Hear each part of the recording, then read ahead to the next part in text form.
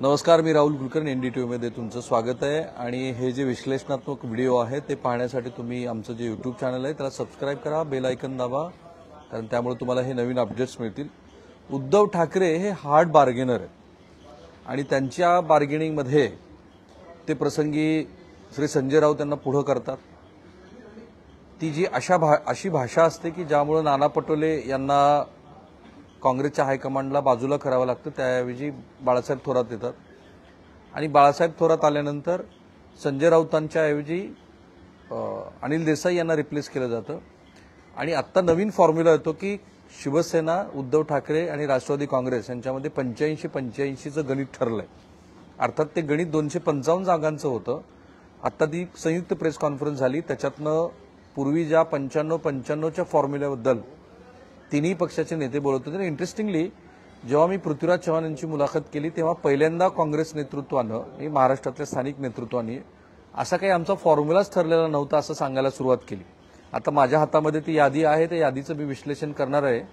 पण आता ह्या 85-85च्या फॉर्म्युल्यामध्ये माझ्या मते उद्धव ठाकरे यांनी पुन्हा आपली जी हार्ड बार्गेनिंगची पद्धती आहे ती दाखवून दिली आणि त्या पद्धतीप्रमाणे असं दिसतं आहे की काँग्रेस पक्षाला जे स्थानिक नेतृत्वाला वाटत होतं की स्पेशली मी ज्या विदर्भात आता अकोल्यात आहे त्या अकोल्यातल्या 62 पैकी किमान 48 जागेवरती आपला से आहे आणि म्हणून आपल्याला किमान 115 ते 120 जागा मिळायला हव्यात। तर त्यातनं काँग्रेस पक्षाला एका अर्थाने 2-4 पावलं मागं यावं लागले। 2 जागांची उदाहरणं आहेत, एक रामटेक आणि दुसरी काटोल आहे। ज्या काटोलच्या जागेवरती शिवसेनेला असं वाटत होतं की या ठिकाणी आपला उमेदवार असायला हवा, किंवा काँग्रेसनं अशी एक जागा कामठीची, माफ करा, चंद्रशेखर बावनकुळे यांची जी जागा आहे ती, तर त्या ठिकाणी आपल्याला संधी मिळायला हवी। काँग्रेस काही तो सोडायला तयार नव्हता। शिवसेनेच्या वतीनं अशी बार्गेनिंग केली जात होती की लोकसभेला आम्ही तुम्हाला विदर्भात जागा दिल्या, कोल्हापूरची जागा दिली, आमची इच्छा नसताना सांगलीची जागा लढायला लागली वगैरे।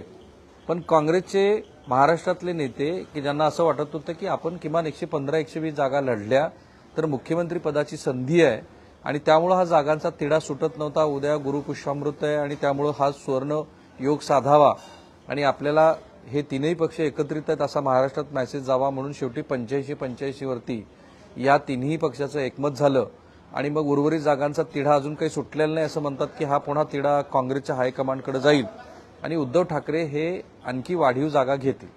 म्हणजे काँग्रेस पक्षाला तर 100 जागा प्लस मिळणे नाही, ज्या काही जागा मिळतील त्या समसमान असतील।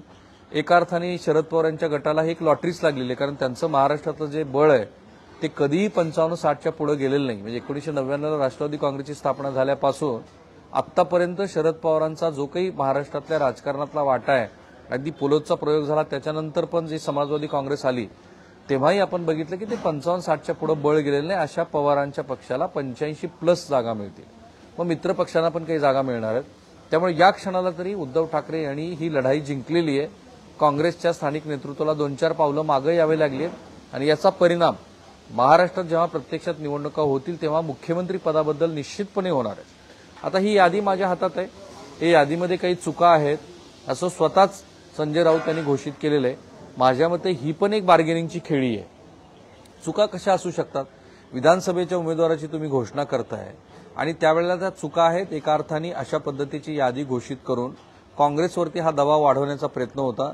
तर या यादीमध्ये आता जी शिवसेना उद्धव ठाकरे गटाने यादी घोषित केली आहे त्या यादीमध्ये जवळपास माझ्या हातामध्ये जे उमेदवारांची यादी आहे ती यादी आहे 65 उमेदवारांची आणि त्या 65 उमेदवारांचं विश्लेषण करत असताना काही अर्थातच आपल्याला जे माहिती होते, जसे उमेदवार आहेत 40गावमधून उन्मेष पाटील आहेत, त्यांना तिकीट मिळणारच होतं। पाचोऱ्यातनं वैशाली सूर्यवंशी आहेत, मेहकरमधनं सिद्धार्थ खरात आहेत, बाळापुरातनं नितीन देशमुख आहेत, ज्या अकोल्यातनं इथे आहे हेच ते नितीन देशमुख आहेत जे गुवाहाटीवरून परत आले होते आणि ते परत आल्यानंतर त्यांनी बऱ्याच गोष्टी गुवाहाटीच्या सांगितल्या।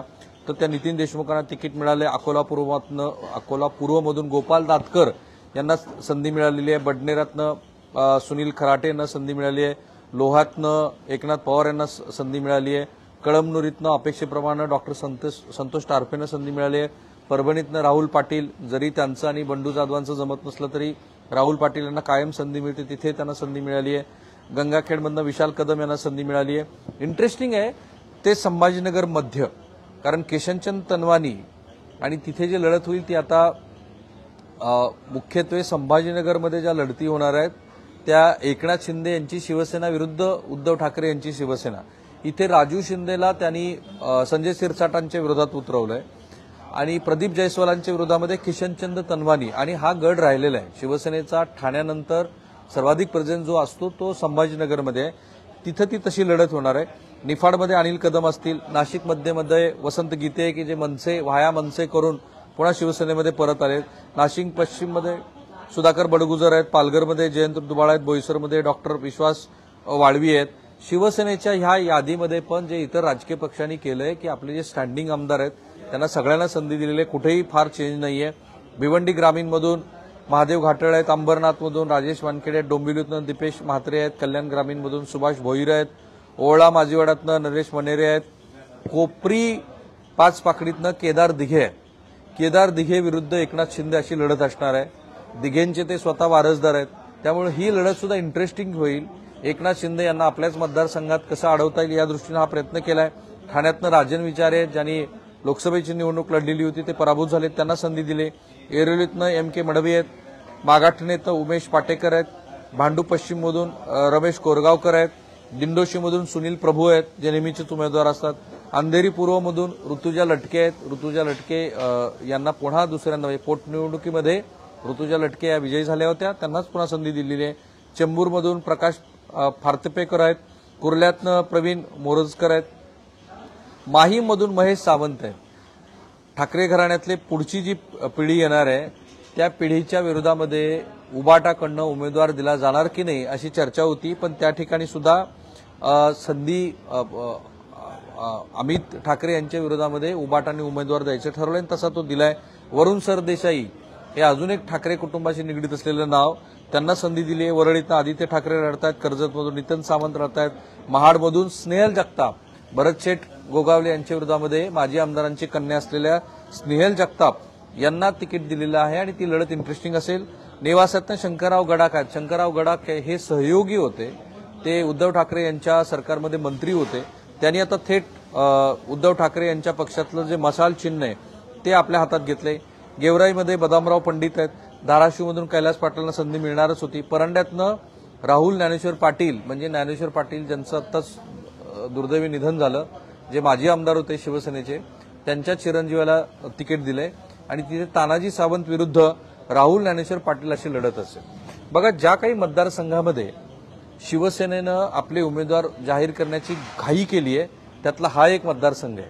कारण तिथे राहुल मोटे हे शरद पवार यांच्या गटाकडनं निवडणूक लढायला इच्छुक आहेत. त्यांनी अजित पवारांची साथ घेतलेली नाहीये. तिथे राहुल मोटे यांनाच तिकीट मिळेल असं म्हटलं जात होतं. त्या ठिकाणी शिवसेनेनं आपला उमेदवार घोषित पण करून टाकलाय.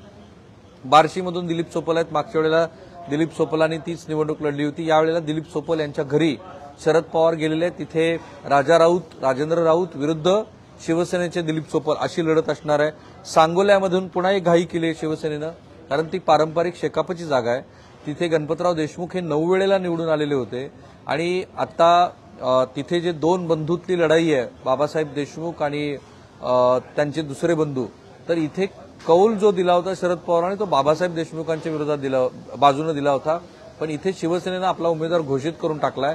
तिथे दीपक चव्हाण, दीपक आबा साळुंके विरुद्ध शहाजी बापू पाटील विरुद्ध आता देशमुख अशी ही लढत असणार आहे. आणि ही जी घाई झाली आहे त्याच्यामध्ये आपल्याला दिसतंय की एक अर्थाने शिवसेनेनं घाईघाईमध्ये हे उमेदवार घोषित केले दबाव वाढवण्यासाठी. पाटणमधून हर्षल कदम आहेत, दापोलीतनं संजय कदम आहेत, गुहागरमधून भास्कर जाधव आहेत, त्यांना तिकीट मिळणारच होतं. रत्नागिरीत सुरेंद्रनाथ बाळमाने आहेत, राजापूरमधून राजन साळवी आहेत, कुडाळमधून वैभव नाईक आहेत, सावंतवाडीतून राजन तेली आहेत, राधारंगीत KP पाटलांना तिकीट मिळालंय, शाहूवाडीतून सत्यजित आबा पाटील आहेत. सो ही जी उमेदवारांची यादी आहे या यादीमध्ये आपल्याला दिसतं की काही माजी ज्यांनी आता लोकसभेची निवडणूक लढलेली होती त्यांना संधी दिली, जे विद्यमान आमदार आहेत त्या सगळ्यांना संधी मिळालेली आहे. शिवसेनेच्या उद्धव ठाकरे गटाची अडचण काय आहे की जेव्हा एवढ्या मोठ्या संख्येनं उमेदवार जातात, संजय शिरसाटाचं उदाहरण आहे, 3-4 टर्म हे आमदार राहिलेले, इकडे पैठणची तशी स्थिती आहे। ज्या ठिकाणी शिवसेनेचा स्ट्रॉंग होल्ड होता असे लोक शिवसेना सोडून एकनाथ शिंदे यांच्याबरोबर गेलेले असल्यामुळे नगाला नवे उमेदवार शोधणं ही खूप कठीण बाब होती आणि ती राजकीय हुशारी शरद पवार यांनी दाखवली। त्यांनी लोकसभा निवडणूक झाल्यापासून दुसऱ्या दिवसाला एकच नवा आराखडा हातात घेतला आणि त्या आराखड्यामध्ये ज्या मतदारसंघामध्ये आपल्याला अपेक्षित असे उमेदवार नाहीयेत, कारण अजित पवार यांच्याकडे पण एवढेच संख्येने आमदार गेलेले आहेत, जिथे नगाला नग तुम्हाला द्यावा लागणार होता तो विनिंग कॅन्डिडेट त्यांनी शोधले।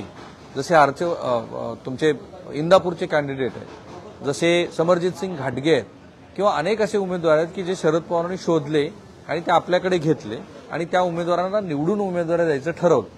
ही गोष्ट करण्यामध्ये उद्धव ठाकरे यांनी सुरुवातीला आघाडी घेतली होती, त्याचं स्नेहल जगतापांचं उदाहरण आहे। पण आता त्यांना सुद्धा नगाला नग उमेदवार शोधायचे आहेत आणि तसे उमेदवार या यादीमध्ये रिफ्लेक्ट झालेले आहेत। ही यादी सुद्धा काही बदलू शकते असं स्वतः संजय राऊत यांनी घोषित केलंय।